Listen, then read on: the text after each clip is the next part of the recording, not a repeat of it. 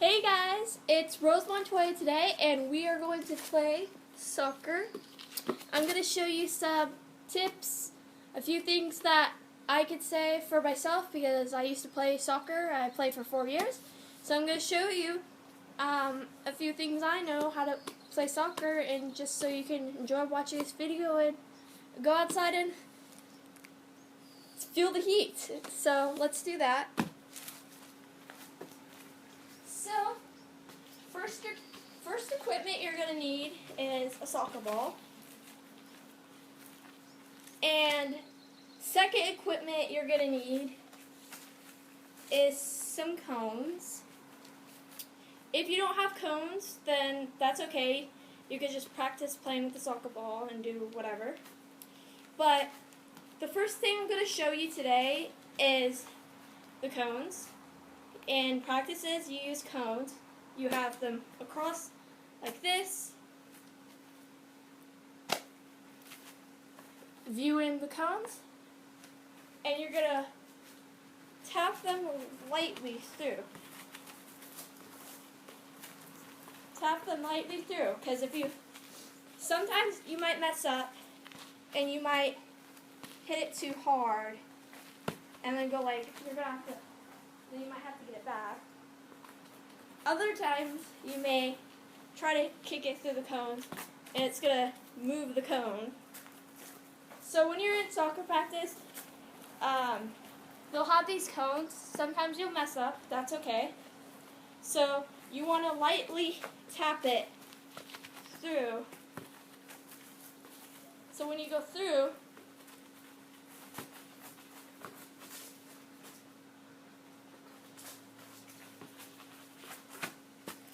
you're going to want to go through, and be careful when you walk, because as you can tell, you might trip. So that's what you're going to do. It's hard to show you since it's such a close view, but that's what you're going to do for the cones. And another thing you want to learn in soccer is to kick the ball, but you don't want to kick it with your toe, so I'm going to show you how to do it wrong.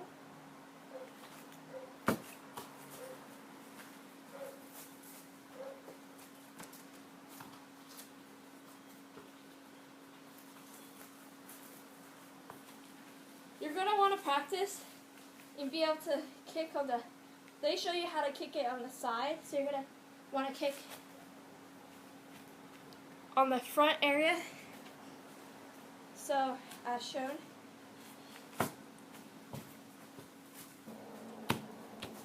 It takes practice. Sometimes I kick with my toes still, but yeah, you're supposed to kick on the side, not with your toe. And you don't want to do this motion. You don't want to do that, because otherwise that's kicking with your toe. And the way I practice to kind of curve it up instead of kicking with my toe is, as shown, you're going to do that so that it gets up from the air, high in the air. And I know sometimes that can be difficult. Trust me, it takes practice. Like, it took me a lot of time to figure out how to curve it like that. And you might see other people doing it. And that's what you could do. Another dribble, I want to show you a few dribbles. So this is like a dribble, and you can practice with the side of your feet. So you're going to do this motion. As shown in faster speed. And then you practice that until you get it straight on so that it doesn't go away from you. And you could do the basic stuff like hit with your knee.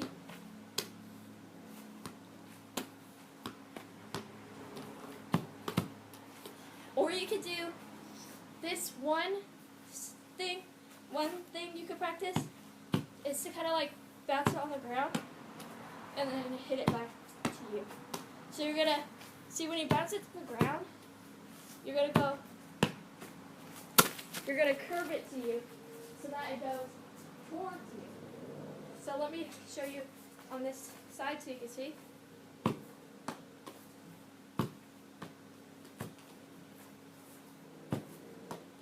See how it's going towards me? That's how you can practice using your foot, left foot. I'm not as good with my left foot, but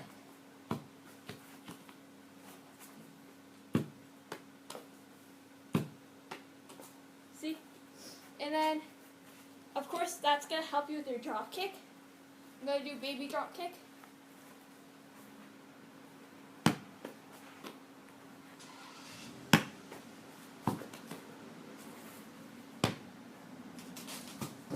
As shown. So that's one way. You can also hit with your head. So you're going to throw it in the air. Oops. And you're going to hit with your head. Be careful not to hit like this. Sometimes that might happen. But to kind of toss it in the air lightly. And then go towards the ball. Because if you kind of like just go straight, you'll hit your face. So if you go straight, see how I'm hitting my face? You want to kind of toss in the air and hit it on your head. And you can have someone throw it to you so that you can practice hitting it with your head. Sometimes you might get hit in the face and do it wrong, but you'll be okay after. So you can do that. You could also, with the trick I showed you, you could also do this.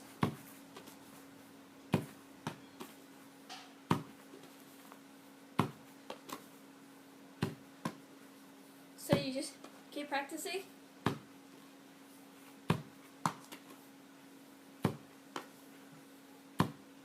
Sometimes you might get it wrong and hit like that instead, but you can practice hitting it the side of your foot. And that's a good way to practice.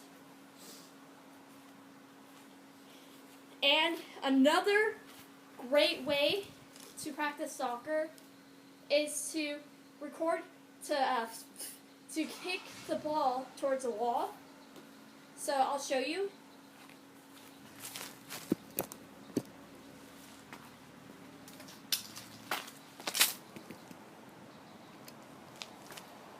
So as you can see the wall, you want to I do this all the time.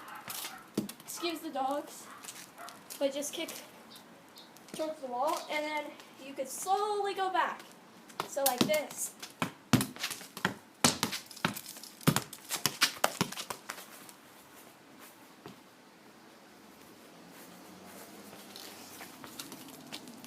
Okay, so I'm going to show you another thing which might help when you're like with components.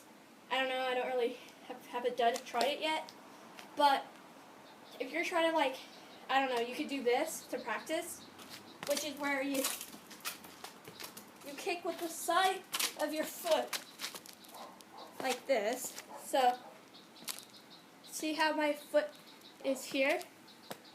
You're going to kick with the side of your foot so that you practice with both sides. You're going to try to get it straight.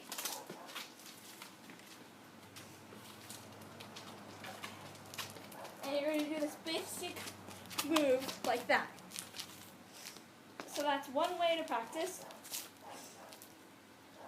You can also put your foot in front of the ball, which I've been practicing. So you put your foot in front of the ball will stop moving, and then do that, like that. So that's one way you can practice. You can also this is more for fun, this is not really any point to this, but you could try to do this up in the air until you could hit your leg, roll it up, hit it, and it's supposed to go forward in front of you. You can find that video on YouTube, I'm sure of it. I've seen people do it, so it's a really hard trick. I don't know how to do it, but so I shouldn't show you that one. So, what you need to practice, so if you have a fieldy, grassy area, as shown here, see this fieldy, grassy area in the cement? When the ball starts to go out of bounds, like here, you can stop your foot, so you're going to tap your foot like this, and you're going to roll it back, so that you get the ball back to you. So, and then you want to go backwards towards the ball, so that someone behind you won't grab it. So that's one other way. And now I want to give you some tips for soccer. So I'm going to set the tripod there. You can get tripods at Target. You might be able to get them at Walmart, I'm not sure. So, I have some tips. I have a little notebook here, and we're going to read them.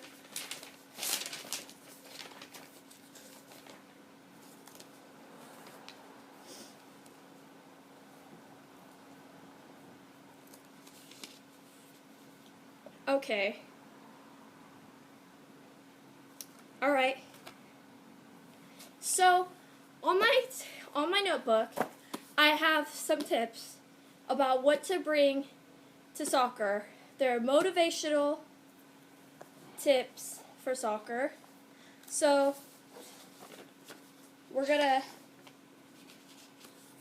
motivational. So, when you're playing soccer and you're at home and you're bored, you're not at a soccer practice, you just want to practice at home, but you don't want to get bored, so you want to have fun, what you could do is put music on. It pumps up your blood. It makes you feel like motivated to play soccer, because sometimes, or for me, I might get bored playing soccer, kicking them through the cones.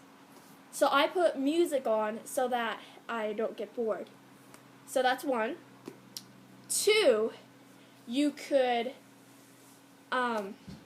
just kick in the goal and bring people with you, like have people play with you, so that you have someone else to play with.